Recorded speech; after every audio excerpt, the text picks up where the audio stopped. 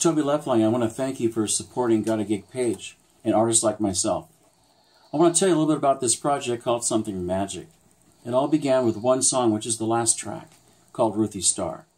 Ruthie was a dear friend of mine who was in an automobile accident and became HIV positive when she had a blood transfusion. So over the years, I go over to her house and play music for her, teach her to play the guitar. And she had 2 young sons.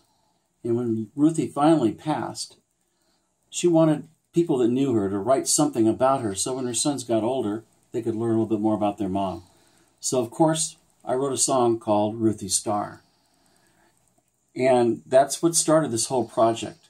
I went into the studio and I brought in some amazing artists. I brought in people like Wayne Nilsson with the Little River Band, Laurie Lewis, who was at the time singing with the Mamas and the Papas and Mama Cass's slot, Eusikian, who played the drums with Sir Paul McCartney, and a lot of folks like that. Glenn was the producer on this album, and he had traveled with a lot of different groups out of Champaign, Illinois, and was in his own band called Champaign. And so it was a great project with amazing creative people. And when we finished the one song, we were all there, so I wanted to continue the project.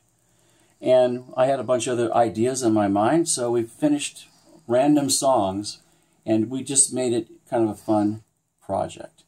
And so this is kind of a potpourri of stuff. And the first track, or the title track, is called Something Magic, because they say that music is the highest form of magic at times. It was designed actually by my dad, who was an artist, and you can see that it's a mural.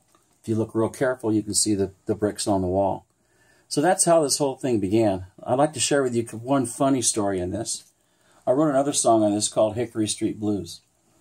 We had a neighbor in the area that liked to throw rocks after he had a few drinks and broke our windows. And so we discouraged that by putting up some trees and some cameras.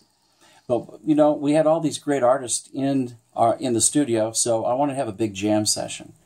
And we wanted to start it taking a page from Billy Joel with the sound of broken glass.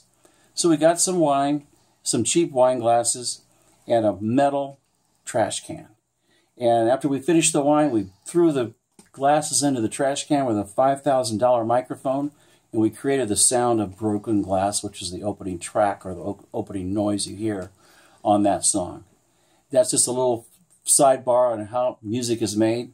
We had a blast. It came from passion and love, and I hope you enjoy it. Thank you very much.